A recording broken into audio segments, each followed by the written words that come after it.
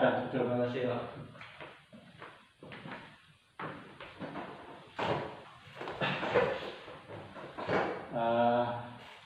Sama Mas yang kemarin WA saya ya, mau minta waktu dengan konseling kita ini, gitu dah, yang kemarin hubungi saya dah. Ya Pak, gitu. Ya, saya yang kemarin. Gimana kabarnya? Alhamdulillah Pak, baik Pak. Sehat ya? Ya. Orang tua? Ya seperti itu ya.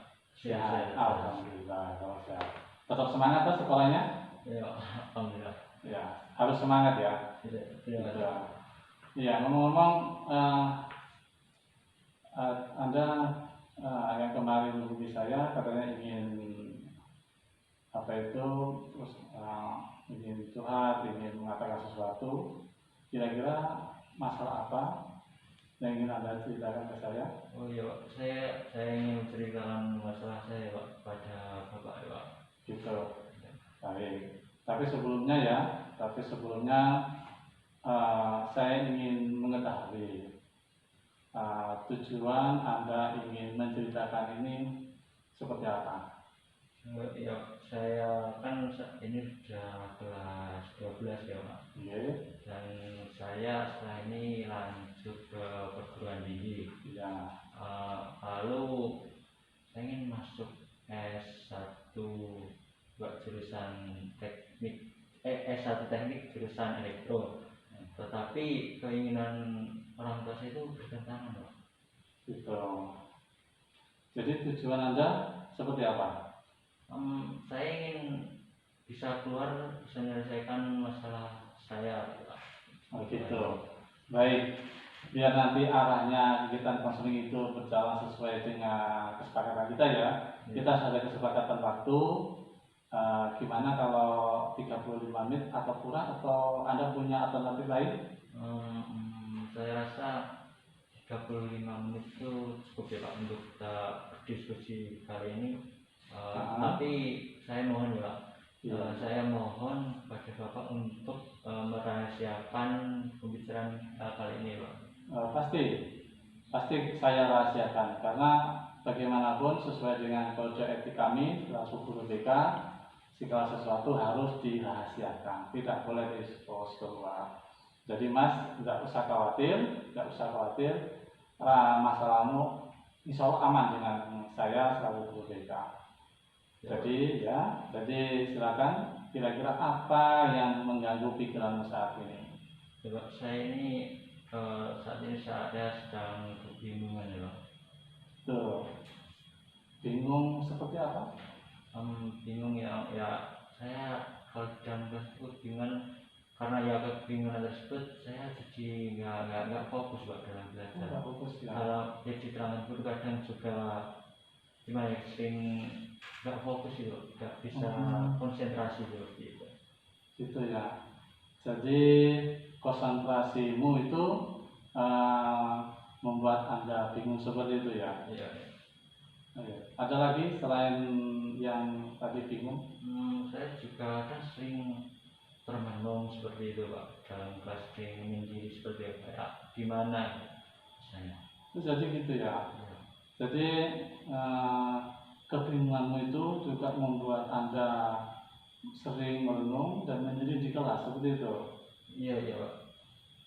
Ada lagi selain yang mengganggu, selain di atas itu tadi? Ya saya juga merasakan di pikiran saya itu ada rasa cemas atau was-was atau resah gimana gitu. Rasa cemas. Oke, baik. Jadi pikiran Anda itu bingung, cemas, gelisah. Kalau boleh saya tahu, yang menyebabkan itu Anda seperti itu seperti apa? Coba ceritakan. Ya seperti yang sudah saya di awal tadi Pak. Saya kan sudah 12. Oh iya. Masuk mau perguruan tinggi. Betul. Ya itu tadi, tapi ya gitu yang saya mau itu jurusan saya itu bertentangan seperti itu Pak. Ya seperti saya ungkapkan tadi itu. Begitu. Ya.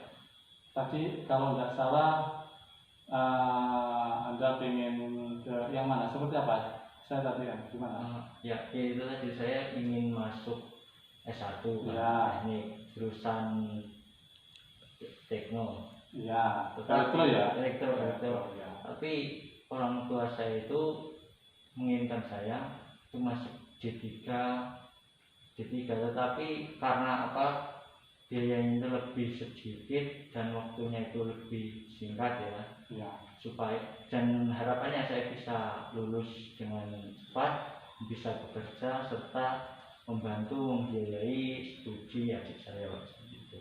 Oh gitu ya. Oh, tampaknya ada perbedaan ya antara keinginanmu dengan orang tuamu. Kira-kira yang membuat perbedaan itu seperti apa? Sepertinya ya seperti tadi Pak. Itu tadi ya, saya bicara saya ingin S1 tulisan elektro dan orang tua saya itu mengingat saya D3. Begitu. Iya. Mungkin ini ya, mungkin faktor kesulitan keuangan mungkin jadi salah satu sebab orang tua Anda itu ini mungkin ya menyarankan Anda untuk mengambil jenjang diploma 3. Ya mungkin yang menjadi landasan dasarnya itu juga seperti itu ya Pak. Ya orang tua saya, ya sebenarnya orang tua saya itu nggak pernah membicarakan mengenai pendapatannya Pak. Iya. Tapi juga pendapatan seorang tani itu juga seberapa ya Pak. Ya. Saya paham, saya mengerti perasaan Anda. Jadi gini, kira-kira ya setelah nanti lulus SMA ini, kira-kira Anda itu mau melanjutkan studi atau kuliah di perguruan tinggi mana? Saya yang jelas mau ke perguruan tinggi negeri ya Pak. Tapi kalau memang nggak bisa, saya akan juga masuk swasta, tetapi yang udah bagus, yang mungkin akreditasinya sangat bagus seperti itu. Itu ya. Lantas ini ya, gimana dengan harapan orang tuamu? Kalau orang tua saya itu meminta saya untuk kuliah di D3.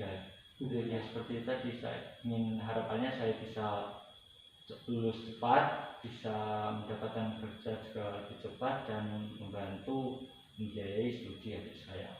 Oh gitu. Nah dari pembicaraan tadi ya sudah nampak jelas perbedaan antara keinginanmu, harapanmu, cita-citamu dengan orang tuamu seperti tadi ya, Kak Andi katakan tadi. Terus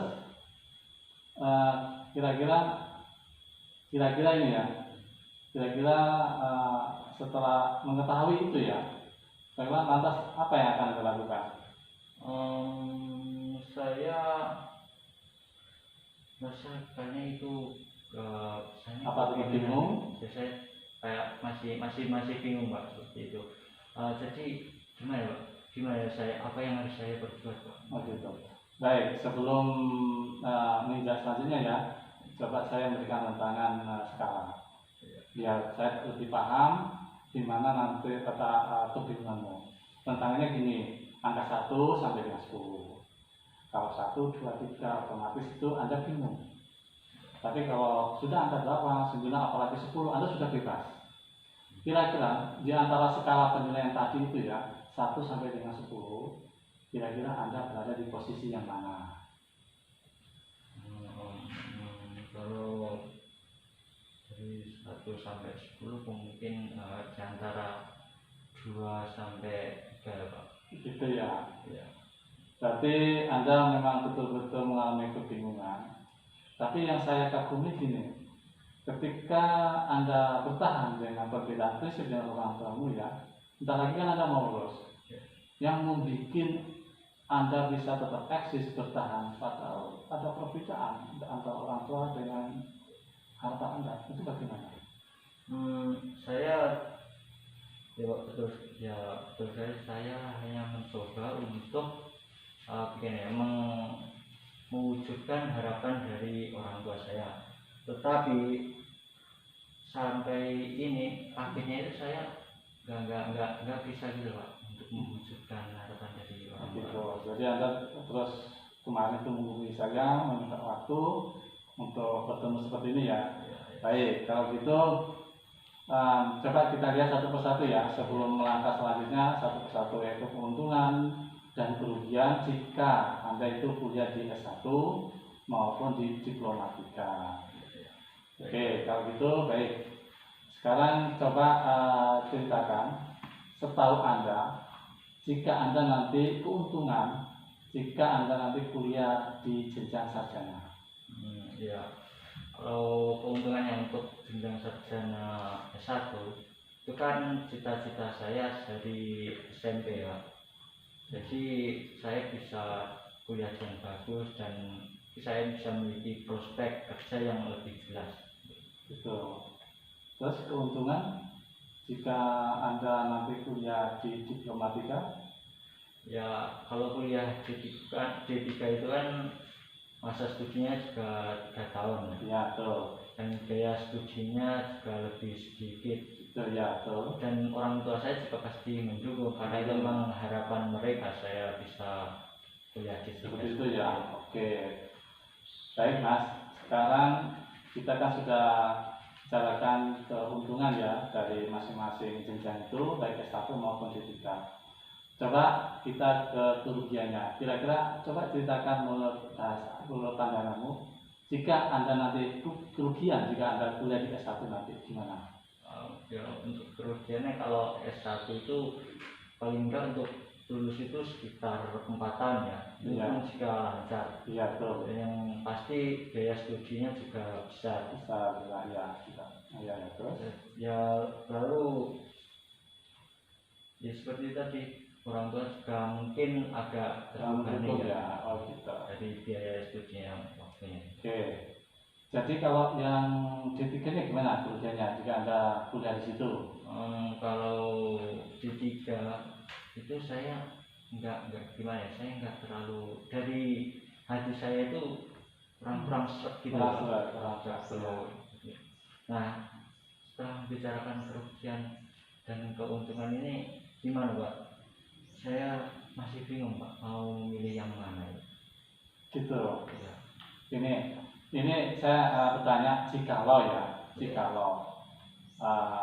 nanti Anda itu nanti menempuh, bisakah menempuh D3 gimana? Ya mungkin tapi Ya silakan dilanjutkan. Tapi saya ragu Pak. Ragu? Ya. Gitu. Jangan ragu. Saya gini. Tadi Anda mengatakan mungkin, tetapi ragu. Letak keraguannya itu seperti apa? Atau ada hal lain? Mungkin apakah dari pernyataan tadi saya harus mengambil D3? Oh, enggak Mas, enggak. Bukan saya harus menyarankan Anda itu ketiga. Dengan cara begitu kan nanti bisa memetakan pilihan-pilihannya itu yang terbaik berdasarkan nanti pilihan sendiri. Kita cuma memfasilitasi saja kan ketika. Baik, sampai di sini bisa dilanjutkan ya? Ya, bisa. Nah, gitu. Baik, ini juga pertanyaan seumpama. Jikalau nanti Anda bisa D3, apakah memang bisa kuliah D3? Kalau memang ujiannya bisa atau nggak bisa ya gimana ya Pak? Itu kan kalau dari atas saya tadi ya juga nggak seret, dan kalau dilanjutkan sesuai dengan dipaksakan itu sesuai dengan kehendak orang tua saya kuliahnya nanti bisa jadi bermalas-malasan Pak. Bermasalah dalam arti ya? Bermasalah atau bermasalah seperti apa? Ya karena bermalas-malasan tadi, saya itu bisa nggak dalam mengerjakan tugas atau mengumpulkan itu nggak persen, dan kalau yang mengumpulkan itu bisa telat atau ya. Pokoknya intinya kalau tidak sesuai dengan pilihan nanti kuliahnya nanti jadi malas gitu ya. Iya. Kalau gitu saya kurang setuju dengan pandangannya. Mohon maaf, ini nggak setuju karena apa? Seorang pelajar itu bagaimanapun harus belajar dan terus belajar supaya nanti apa yang Anda cita-citakan itu tercapai. Jadi tidak ada kata malas-malasan. Jadi rubah mindset atau pikiran seperti itu ya Mas ya. Iya, iya. Baik, sekarang mulai jelas arah kita ini kemana. Apakah tetap Anda memilih kuliah S1 seperti pilihanmu? Tampaknya ya saya ingin mau kuliah di S1. Gitu ya. Gitu. Tampaknya pilihanmu sudah bulat seperti itu. Tapi bagaimana dengan harapan dari orang tuamu yang menginginkan Anda untuk kuliah di diploma 3? Saya kok jadi bingung gitu. Apakah Bapak punya saran mengenai ini, Pak? Sebelum saya memberikan saran, baik Mas, terima kasih. Sebelum saya memberikan saran ya, ketika Anda sudah mantap di S1, apakah sudah dipertimbangkan faktor biayanya nanti? Otomatis kan nanti di situ nanti orang tuamu nanti akan mengalami, mohon maaf, tidak mengejutkan orang tua ya, tidak mengejutkan orang tua. Tapi di situ nanti khawatir nanti kan ada kesulitan. Terus bagaimana Anda untuk mengatasi hal tersebut? Ya. Kalau kesulitan dari segi biaya itu ya ada.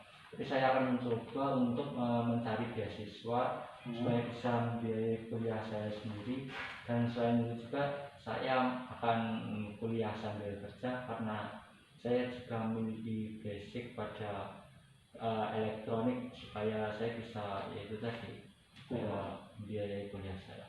Oke, tadi Anda mengatakan beasiswa dan kuliah sambil kerja dan punya basic. Oke, kita ambil yang kerjanya saja, beasiswanya belakangan dulu. Untuk kuliah sambil kerja, itu bagaimana Anda memanajemen waktunya? Apa tidak mengalami kesulitan seperti itu? Kalau menurut saya sih enggak ya Pak, karena saya juga sudah pernah bekerja sambilan waktu itu gitu ya. Itu kira-kira ya, itu mohon maaf juga, kira-kira itu semangat atau jalan sesaat untuk supaya harapan dan pendapat itu disetujui oleh orang tua seperti itu? Oh iya Pak, yang pasti ini pasti semangat saya Pak. Semangat ya. Iya. Oke, kalau semangat saya mendukung atas semangatmu itu terus berkarya dan harusnya seperti itu. Harus tetap semangat. Ya, itu dah. Terima kasih. Ya, sama-sama. Oke, tadi berkaitan dengan apa itu kerja sambil kuliah. Oke. Sekarang untuk masalah beasiswa. Beasiswa itu memang ada, tapi konsekuensinya Mas, konsekuensinya harus ada yang dituntut di situ. Salah satunya adalah nilai, prestasi akademik dan non akademik.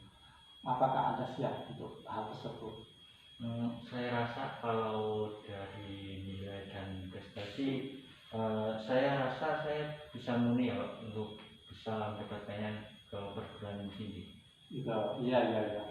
Memang tadi sebelum kita mengadakan konseling ini di video, saya coba cross check data-data Anda di raport dan prestasi lain, baik di wali kelas terutama itu, memang Anda masuk di situ. Memang salah satu siswa kategori berprestasi, baik akademik maupun akademik. Kalau boleh saya usul, tidak mengecilkan lagi ya, sekali lagi tidak mengecilkan dari orang tua atau keluargamu. Bagaimana kalau saran saya ikut KIP kuliah. KIP kuliah dulu itu namanya diisi, tapi sekarang mulai tahun kemarin itu sekarang diganti dengan KIP kuliah, tapi intinya sama.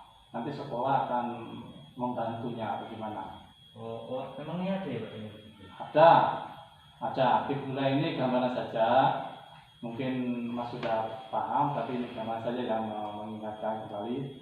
KIP kuliah itu beasiswa yang dibutuhkan untuk siswa berprestasi baik akademik dan non akademik, tapi dari keluarga kurang mampu. Nanti kalau memang Mas berminat di situ, nanti lengkapi persyaratannya, nanti saya beritahu. Nanti sekolah akan membantu memfasilitasi untuk mendaftarkan dan untuk merekomendasinya. Iya Pak. Baik. Saya akan melengkapi semua syarat-syaratnya. Oke, kalau boleh saya tahu adakah hak keinginan seperti ini tadi ya, kuliah itu disampaikan ke orang tuamu nanti? Belum ya Pak, belum. Karena saya masih sangat takut Pak untuk Sakit ya. ya berbicara dengan orang tua saya. Oh gini, kalau merasa khawatir nanti coba pejamkan mata. Saya minta maaf, pejamkan mata ya. Di situ Anda bayangkan jika nanti suatu malam dalam tidur Anda bertemu dengan seseorang yang memiliki kemampuan yang membuat Anda bisa mengungkapkan, menjelaskan dan mengatakan sesungguhnya kepada orang tua, tapi dengan santun ya, dengan santun. Lalu orang tua Anda mempertimbangkan harapanmu. Coba dibuka kembali. Nah, kira-kira apa yang Anda rasakan setelah itu? Saya rasa sangat senang Pak, walaupun tidak disetujui oleh orang tua saya merasa sangat tenang dan puas gitu Pak. Begitu ya. Jadi ada keinginan untuk menyampaikan hal tersebut kepada orang tuamu? Ya, saya pasti saya harus bisa menyampaikannya kepada orang tua saya. Begitu. Bagaimana caranya jika Anda ingin melakukan seperti itu? Kan ada momen tertentu seperti apa supaya nanti maksud dan tujuanmu itu tersampaikan dengan baik ke orang tua. Kan biasanya orang tua saya itu semua keluarganya kan berkumpul pada malam hari. Iya. Pas makan malam. Nah setelah malam kan udah waktu dengan saya akan coba ngobrol ya. Oke, baik. Kalau gitu coba nanti Anda sampaikan ya seperti yang Anda katakan tadi di waktu malam setelah ada acara nyantai itu, sampaikan secara baik-baik, musyawarahkan dengan orang tuamu maksud dan tujuannya dengan santai, santun, dan sopan. Insya Allah nanti orang tuamu akan paham, mengetahui, memahami dari maksud dan tujuanmu. Tidak ada orang tua itu mau menjerumuskan anak. Kalau disampaikan secara baik-baik, insya Allah nanti beliaunya akan memahami. Dan kalau masuk akal, kemungkinan juga akan disetujui seperti itu, Mas. Ya, siap, saya siap. Oke, kalau gitu pilihanmu kayaknya sudah mantap dengan itu ya, jenjang S1, tetapi mau mencoba dengan beasiswa yang namanya Kikuda tadi. Iya Pak, saya akan mencoba untuk bisa masuk program dari kuliah tersebut. Ya kalau memang bisa saya juga akan mencoba di perguruan tinggi swasta. Gitu, yang ada kuliahnya gitu ya. Iya. Baik, tampaknya pikiranmu sudah matang. Saya minta rentangan lagi skala penilaian ini. Di antara tadi yang saya katakan tadi ya, 1 sampai 10, di mana 1 itu ada tetap Anda 1, 2, 3 itu tetap Anda mengalami kebingungan, tidak ada perubahan. Kalau 7, 8 atau 9 itu 10, itu Anda sudah puncaknya 10, Anda sudah mulai terbuka dan menemukan jawabannya. Anda berada di skala yang mana? Kalau sekarang ya setelah saya rasa saya sudah berada di antara level 8 sampai 9. Oh gitu ya. Karena tadi awalnya saya bingung ya, mengenai jelasan karir saya itu mau gimana. Saya mau bingung kuliah S1 atau D3. Setelah berbicara seperti ini, saya merasa saya yakin untuk bisa kuliah jenjang S1 gitu ya. Oke, baik. Tadi Anda mengatakan seperti itu, saya merasa senang, lega. Kebingunganmu sekarang sudah mulai terjawab. ya. Oke, sampai Anda itu sudah lega. Ya, saya sudah lega ya. Oke, baik kalau gitu. Waktu kita kan mau hampir habis, ya mau hampir habis. Dan kita maksimalkan ya waktu kita yang tinggal ini untuk lebih bermanfaat, lebih maksimal. Siap. Ya, baik. Kalau gitu coba saya minta ya, coba Anda ungkapkan kembali pokok-pokok dari hasil pembicaraan kita hari ini. Coba menurut bahasamu sendiri. Ya, saya tadi kan bersini. Awalnya itu saya merasa resah, cemas, nggak enak di pikiran saya ada yang mengganggu itu. Karena apa ya? Karena itu tadi antara kuliah saya dengan apa yang saya mau dan dengan harapan orang tua itu bertentangan. Ya. Setelah kita berdiskusi panjang lebar seperti ini, masukan saya bertanya kepada Pak, saya akhirnya bisa memantapkan untuk kuliah satu jurusan elektro melalui jalur program beasiswa kuliah. Oh gitu, bagus. Berarti kamu sudah menentukan pilihanmu sesuai dengan itu, yaitu namanya S1 Teknik Elektro dan mencoba beasiswa di kuliah. Sekarang bagaimana perasaanmu? Ya, perasaan saya saat ini sudah sangat senang, sangat pulang karena semua apa yang jadi beban saya tadi itu kayaknya udah agak hilang loh, udah hilang banyak yang hilang gitu. Iya. Ya, saya minta nanti setelah ini coba dimusyawarahkan, dibicarakan dengan orang tuamu ya, maksud dan tujuanmu untuk itu. Jadi sudah siap ya dibicarakan dengan orang tua? Ya, saya laksanakan. Saya akan coba untuk membicarakan dengan orang tua saya. Baik. Gini Mas, nanti kalau Anda nanti mengalami kebingungan lagi, ya, kebingungan kok saya belum puas, silakan nanti Anda bisa datang ke saya lagi, kita diskusi lah, kita sharing di mana letaknya Anda kok belum masih bingung lagi seandainya, tapi kayak tampaknya kan sudah jelas ya. Seandainya Anda membutuhkan bantuan saya lagi, saya siap untuk membantu Anda, jangan ragu-ragu. Kami siap untuk membantu demi menuntaskan permasalahanmu. Anda setuju dengan saya? Saya setuju. Saya sebelumnya juga terima kasih. Ya, sama-sama Mas. Tampaknya pertemuan kita mau selesai ini. Sudah ada titik kejelasannya. Ada hal lain yang mau Anda sampaikan lagi? Saya rasa untuk saat ini sudah nggak ada lagi ya. Sebelumnya saya juga mengucapkan lagi terima kasih. Sama-sama. Terima kasih untuk membantu saya, Pak. Terima kasih. Iya, sama-sama Mas. Jadi sebelum nanti Anda pulang ya, Anda hati-hati di jalan, tetap semangat. Kalau memang tidak ada yang mau disampaikan lagi, tetap semangat dan terus mengejar cita-citamu setinggi langit semaksimal mungkin. Terima kasih, Pak. Sudah, tidak ada lagi yang mau disampaikan? Sebenarnya udah nggak ada lagi, Pak. Sudah ada lagi? Sudah lagi. Kalau sudah tidak ada lagi, silakan Anda pulang. Hati-hati di jalan. Tadi selesai dengan apa yang kita posisikan tadi ya. Tadi Anda mantap dengan pilihan itu, sampaikan ke orang tua Anda secara baik. Insya Allah nanti orang tua Anda memahami, menyetujuinya, dan selama di jalan nanti hati-hati, tetap konsentrasi, jangan sampai terjadi hal yang tidak diinginkan. Ya, terima kasih. Terima kasih, Pak. Boleh, ya, sama-sama. Mau kalau merepotkan, Pak. Tidak, kita tidak merepotkan sama sekali. Malam kita senang.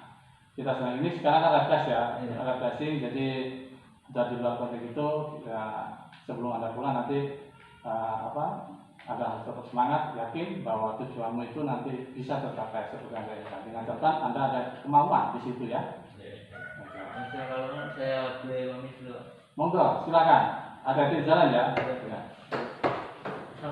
Waalaikumsalam warahmatullahi wabarakatuh.